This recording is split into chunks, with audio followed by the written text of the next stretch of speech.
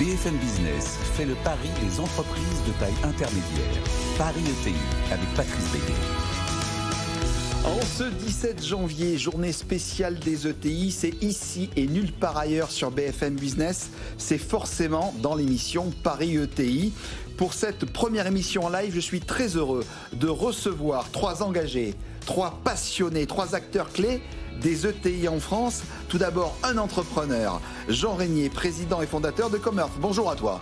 Bonjour Patrice. Plaisir également de recevoir, après l'entrepreneur, le financier, Philippe Pétigny, directeur de marché des entreprises à la Banque Palatine. Bonjour Patrice, bonjour à tous. Et la représentante des ETI en Ile-de-France, du club des ETI en Ile-de-France. Elle est unique, elle s'appelle Claudine Leprince, déléguée générale du club ETI Ile-de-France. Salut à toi. Bonjour Patrice et bonjour à tous. Alors si vous êtes prêts toutes et tous, Paris ETI, c'est parti. Paris ETI sur BFM Business. Allez, on va démarrer avec Jean Régnier. Tu diriges Commerce, que tu as créé en 2004. Commerce aide les entreprises qui veulent externaliser leurs relations clients. Tu mets en place cette relation client à haute valeur ajoutée, 100% basée en France avec des clients français. Tu es le représentant de la French Fab, de la French Tech, de la French Care, de tout. Et quels clients? VIP, Indirect, Velux et même la Tour Eiffel. Alors, la crise sanitaire, la crise énergétique, la relation client, je pense, se réinvente profondément. Tu le vois, en particulier dans ton entreprise? Alors, effectivement, on peut répondre de 2 manières à cette question. Oui, bien entendu, nos métiers sont transformés. Ils ont été récemment assez sensiblement impactés par la crise sanitaire, comme beaucoup d'autres filières professionnelles. Une des conséquences a été la mise en place du télétravail. Tout le monde pensait que c'était impossible hier, on l'a mis en place extrêmement rapidement. Une autre innovation qui prend de la place dans nos métiers, c'est l'hybridation de la relation client. Pour beaucoup de raisons, c'est-à-dire à la fois augmenter le niveau de service offert à nos clients, essayer aussi de maîtriser les coûts afférents à la relation client, parce que c'est un service de qualité, donc il a un coût. L'hybridation permet effectivement, avec de l'IA, de l'intelligence artificielle, au travers de la digitalisation aussi, d'automatiser un certain nombre de process et essayer de garder le meilleur de l'humain au service des clients. Donc une des évolutions majeures, c'est cette hybridation de la relation client et l'ambition d'offrir à la fois le meilleur de l'humain et le meilleur de la technologie.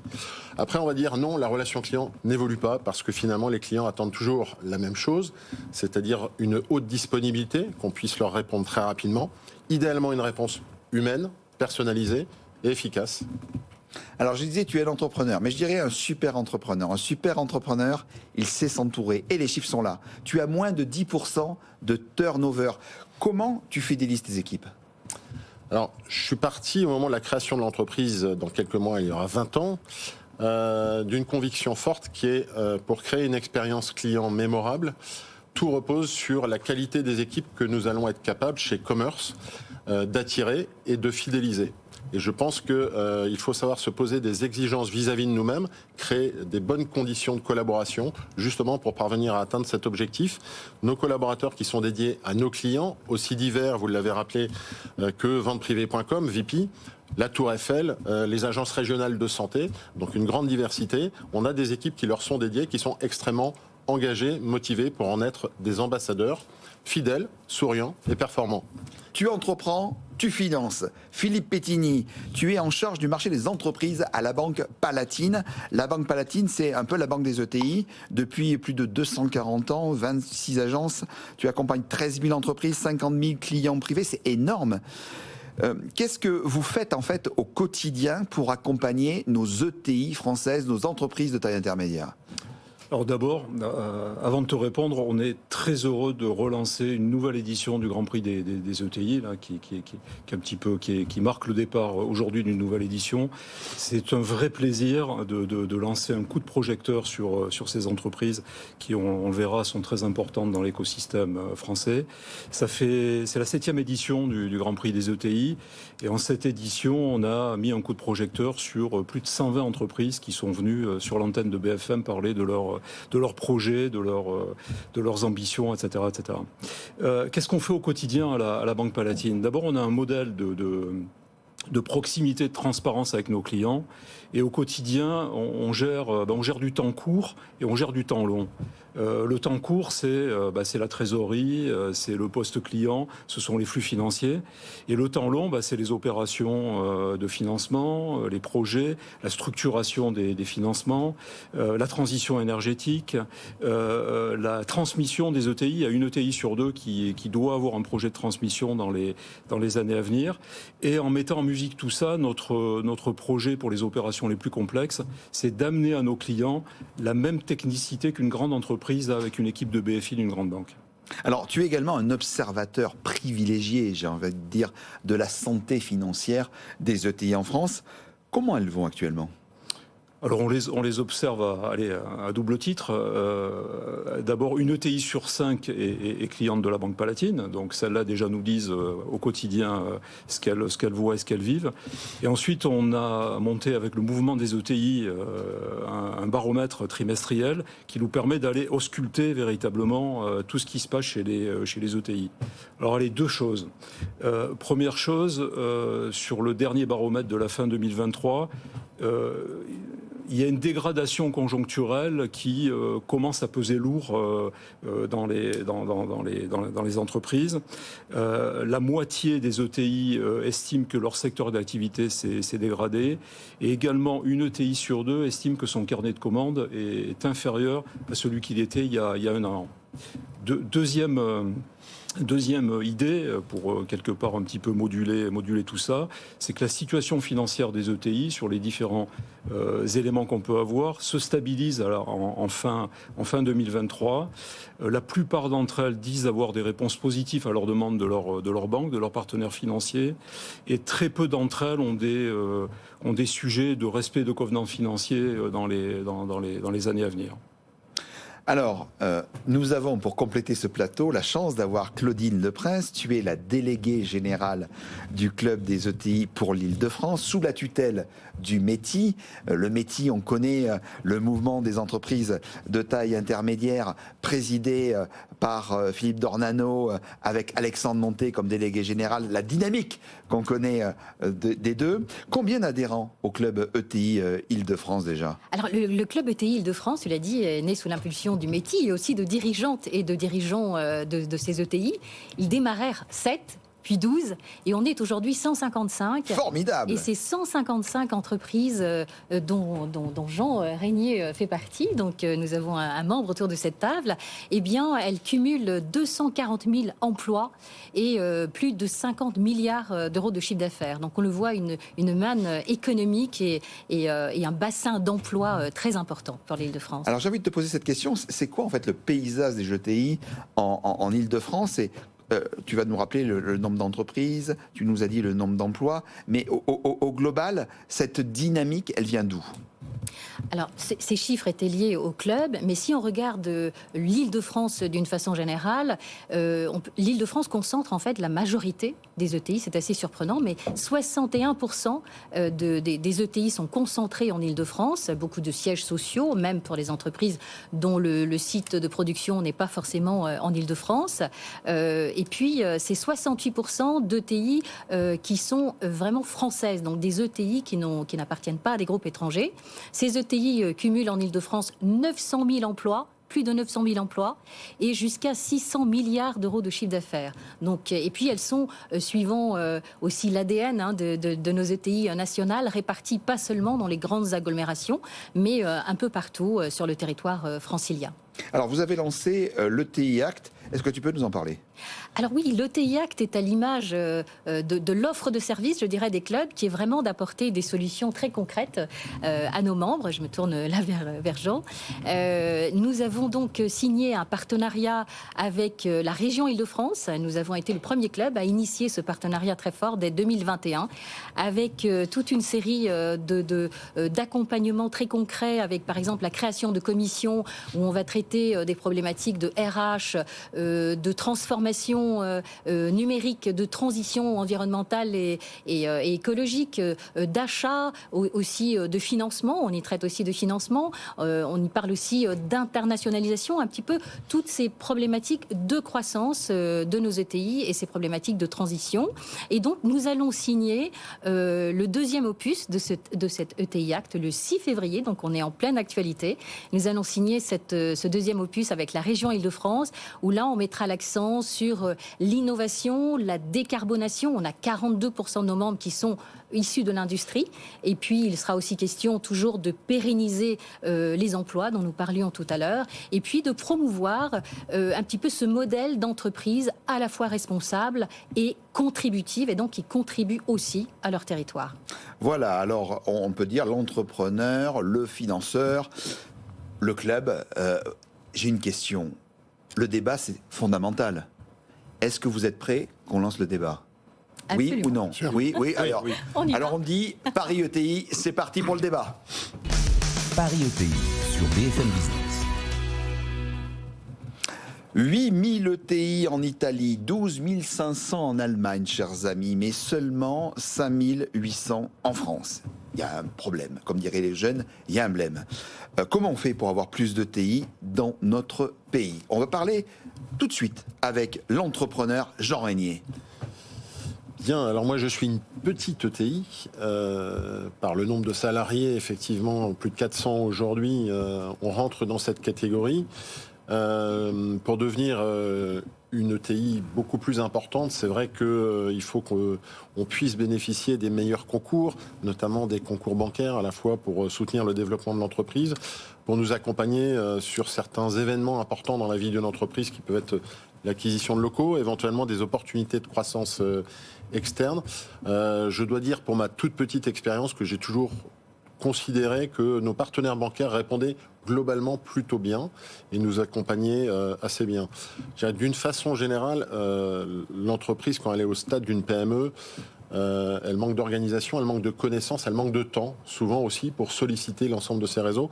Je pense que ce que construit le club ETI que nous avons rejoint participe de ça et nous aide à grandir plus vite et plus fort au travers des partages d'expériences qui alimentent et qui enrichissent nos connaissances, nos réflexions, aussi par la mise en réseau d'un certain nombre de compétences et d'entreprises, de services qui peuvent être de véritables accélérateurs. Alors j'ai entendu hier soir que, j'allais dire pour la énième fois, on nous promet un choc de simplification, donc on espère qu'on le verra véritablement dans les mois et les années qui viennent. On considère encore aujourd'hui que si on pouvait nous libérer un peu de temps sur ces aspects-là, c'est aussi des économies à la clé, ce serait une excellente chose.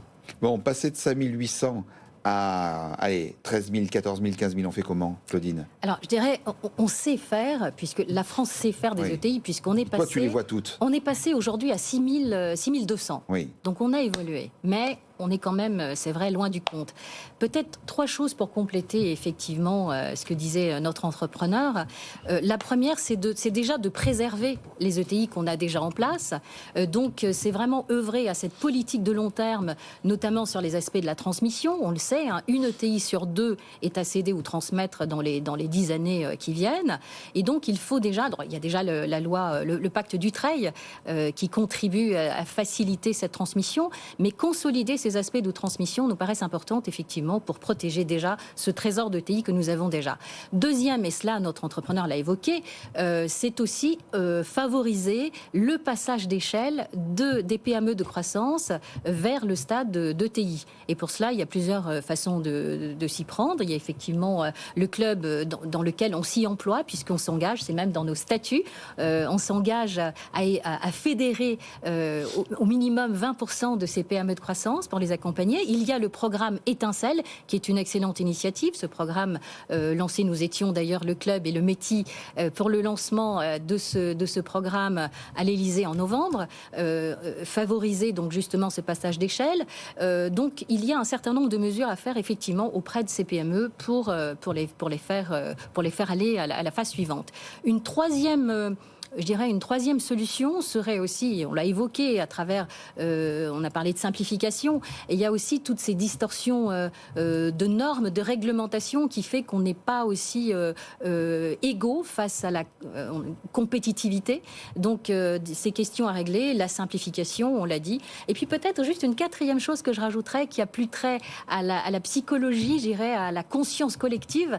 Eh bien, c'est comme en Allemagne, par exemple, que tu citais, c'est faire en sorte que la conscience collective, la conscience politique, la conscience économique s'empare davantage de ce que représentent vraiment les ETI en termes de valeur ajoutée. Alors quand on est banquier, on est très proche de la proximité. Les ETI sont totalement enracinés dans nos villes, dans nos villages, dans nos régions, dans nos territoires, tout simplement, c'est ce qu'on disait. En quoi elles contribuent au développement, justement, de nos territoires, mon cher Philippe ? Ben on l'a dit, les ETI sont très familiales, très provinciales, et je crois qu'il y a 68% des ETI qui sont installés dans des petites villes, loin des grands centres. Donc c'est un outil assez fantastique de développement local des territoires. C'est de l'emploi. Et c'est la possibilité, tout en restant dans sa petite ville, de participer à la croissance d'un leader mondial, souvent. Je voyais un petit peu Claudine acquiescer. Oui, absolument. Ce lien avec le territoire est effectivement essentiel, et ces ETI sont répartis, comme vous le disiez, pas forcément dans les grandes agglomérations, et elles s'impliquent vraiment dans l'essor économique de ces territoires. Il y en a qui vont jusqu'à créer des lieux d'habitation pour leur personnel, qui font des formations, qui ouvrent des académies, des écoles. Oui, Khalil Kater, comme le président d'Axelis, absolument. Vous expliquez ça. Il a même créé des écoles, il a créé même des lieux pour pouvoir recevoir les gens. Enfin, c'est un campus, c'est extraordinaire. Oui, absolument. Et ce sont des entreprises très tournées RSE. D'ailleurs, notre entrepreneur, Jean le disait tout à l'heure, qui sont par nature très impliqués dans cette transformation des territoires. Alors justement, Jean, tu peux témoigner là-dessus ? Alors sur l'engagement RSE, oui, parce qu'on a commencé très très tôt. En fait, on avait cette vision un peu différenciante, pour ne pas dire clivante, dans les métiers de la relation client, dont chacun sait que beaucoup d'emplois, je parle en dizaines de milliers, sont partis à l'offshore, comme on dit pudiquement, pour ne pas parler du Maroc, du Sénégal ou encore de Madagascar. Donc un nombre d'emplois énorme. Nous, on a misé sur un autre modèle qu'on propose à nos clients, qui est fait de proximité, encore une fois, où l'humain est au cœur de notre projet. Et il était important qu'on prenne bien en compte notre responsabilité sociétale et environnementale pour, encore une fois, faire venir les meilleurs profils. Et je pense qu'il y a, notamment pour les générations, quelque chose qui est extrêmement important. C'est notre capacité, nous, entrepreneurs, que de donner du sens et de créer une entreprise qui n'est pas uniquement une entreprise prestataire de services, une entreprise où on va chercher quelques heures pour s'occuper et un salaire à la fin du mois, mais un vrai projet qui apporte beaucoup plus effectivement qu'une rémunération, mais un lien social, la capacité d'acquérir de nouvelles connaissances. Et donc nous sommes certifiés RSE, engagés et confirmés par l'AFNOR certification, entre autres certifications de la société Commerce. Je reste avec toi, l'international, l'export, ça devient clé aujourd'hui. D'ailleurs, quand une entreprise se crée, elle pense tout de suite mondial. 100 milliards d'euros du déficit commercial en 2023. Les ETI peuvent, je pense, nous aider à redresser la barre ? J'en suis convaincu parce que j'ai le sentiment que les ETI ont parmi les forces qui leur sont propres une grande agilité, une grande dynamique. Alors nous sommes, nous, dans un métier de service où on n'exporte pas directement. Par contre, nous pouvons considérablement accompagner des entreprises qui ont des produits ou d'autres services dans leur développement à l'international pour les aider à trouver de nouveaux marchés. Philippe ? Les 6000 et quelques ETI françaises, à elles seules, font 35% des exportations de la France. Il suffit d'augmenter le nombre des ETI pour voir l'exportation. Oui. Ouais. Claudine ? Tout à fait aligné.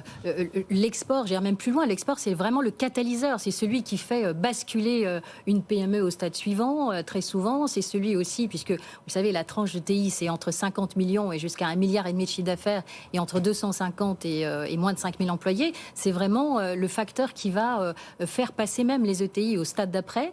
Les ETI, vous l'avez dit, représentent 35% 40% des exportations totales en France et 75% des ETI sont des exportatrices. Et donc, c'est un véritable atout pour notre compétitivité et notre souveraineté, enfin tous les sujets dont on parle aujourd'hui, réindustrialisation, décarbonation, etc. Les ETI sont radicalement la clé pour ces sujets d'importance.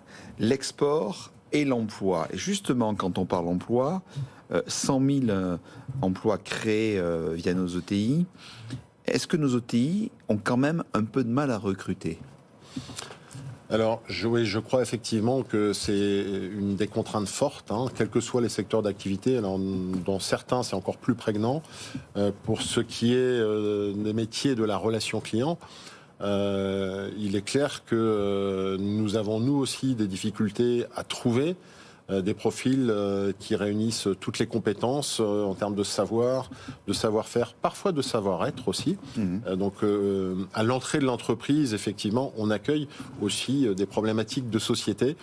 On constate parfois que la maîtrise de la langue française n'est pas forcément au top, tant à l'écrit qu'à l'oral, ce qui requiert de notre part des efforts supplémentaires en formation. D'ailleurs, au sein de Commerce, il y a Commerce Talent, dont la vocation est de recruter pour le compte de nos clients, mais également former. Et nous sommes, on parlait de certification, également certifiés Calliope pour garantir des process et des cursus de formation tout à fait du meilleur niveau. Mais effectivement, le recrutement reste quelque chose de compliqué aujourd'hui. Pas impossible, mais compliqué. L'emploi, le travail, en particulier France Travail, maintenant avec Thibaut Guilhuy, c'est une nouvelle dynamique qui arrive dans notre pays. Vous en discutez souvent dans le club ? Oui, souvent. On a même monté cette commission qui s'adresse aux directeurs RH de nos membres. C'est une véritable problématique.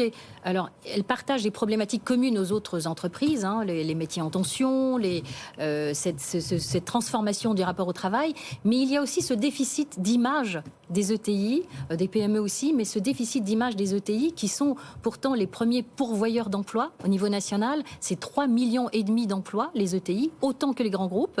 Et pourtant, elles sont un petit peu méconnues des actifs qui vont plutôt se diriger soit vers des grands groupes, soit vers des start-up. Alors, comme ce ne sont pas des entreprises qui attendent que ça tombe du ciel, je dirais, d'ailleurs, tout à l'heure, Jean qui représente les entrepreneurs nous a fait part de toutes les mesures qu'il met en place, eh bien, notre groupement d'ETI, et cela c'est sur le plan national, donc avec l'ensemble des clubs ETI de France et avec le METI, ont décidé de mettre en place une campagne marque employeur, marque ETI, mais pour laquelle on va faire parler les collaborateurs. Donc une campagne Employee Advocacy qu'on est en train de mettre sur pied avec un certain nombre d'interviews, vidéos, qu'on espère vont devenir virales et qui vont mettre en avant ces aspects que citait Jean tout à l'heure, de RSE, de quête de sens auxquelles ces entreprises répondent, d'évolution aussi plus rapide, parce que ce sont des entreprises où on est plus proche de la direction, où on est remarqué plus rapidement, donc on va avoir des évolutions plus rapides.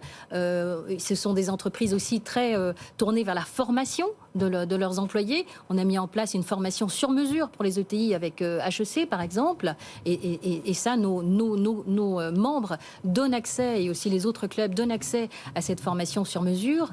Et donc, voilà, cette campagne sur laquelle on va travailler dans les mois qui viennent, avec, on espère, la collaboration des services publics que tu as cités, avec France Travail notamment, et puis les plateformes qui mettent en relation avec des candidats. Alors, être chef d'entreprise, on le sait, c'est pas facile. C'est peut-être le métier le plus beau, mais certainement le plus dur. Être président de la République, c'est pas facile non plus. Imaginez-vous, vous êtes président de la République, vous êtes le gouvernement. S'il y a une mesure que vous décideriez pour nos ETI, ça serait laquelle ? Et je pose la question en premier aux banquiers. J'ai l'impression que la clé, c'est la compétitivité. On l'a dit, ce sont des entreprises qui sont ouvertes sur le monde. Et la compétitivité, si on devait la localiser, il y a deux choses. Il y a la fiscalité. On ne peut pas être compétitif en Europe et à travers le monde si la fiscalité ne le permet pas. Et le reste, c'est il faut faciliter la vie aux ETI. Il faut leur faciliter la vie. Donc il faut essayer. Ça veut dire simplification aussi. Simplification. C'est ce qu'a rappelé le président de la République hier soir. Il faut avoir le courage de lever un certain nombre de contraintes. Alors on est dans un univers européen qui offre une très grande protection aux consommateurs. Il faut surtout le garder, il ne faut pas le changer. Mais il faut trouver des voies de passage pour que les ETI... Il faut leur faciliter la vie, il faut leur permettre d'aller à l'autre bout du monde avec des points un peu moins durs à traîner. Jean Régnier. En un mot, si on parle de... Tu es président de la République, là. Et oui, alors je vais donc te rappeler qu'au fronton de tous nos édifices, il y a 3 mots qui s'appellent liberté, égalité, fraternité, que je remplacerai volontiers par liberté, équité, fraternité. On va commencer par le premier, liberté. Donc si je devais recommander une chose, c'est redonner de la liberté aux chefs d'entreprise. Je sais, et je n'ai jamais oublié qu'au mot liberté était indissociablement attaché un autre mot, qui est le mot responsabilité. Les chefs d'entreprise français sont responsables, assument toutes leurs décisions. Rendez-nous de la liberté financière, administrative, sur les questions de formation aussi. On sait que c'est important d'investir en formation sur nos équipes. On n'a pas besoin d'autres entités extérieures pour nous dire ce qu'on a à faire. Donc on aime la liberté et on saura être responsable. Allez, on innove. Une femme, présidente de la République, Claudine Leprince. Une proposition à la croisée de ce qu'on vient d'entendre finalement, puisque évidemment c'est tout à fait, on va dire une évidence. Et je vais juste paraphraser, je suis présidente de la République, et paraphraser l'une des phrases qu'a dite notre président hier soir pendant sa conférence de presse. Il a dit supprimer les normes inutiles et réduire le temps. Je crois, je l'ai noté parce que ça fait tellement de sens, pour permettre de libérer davantage encore ceux qui osent, qui innovent et qui travaillent.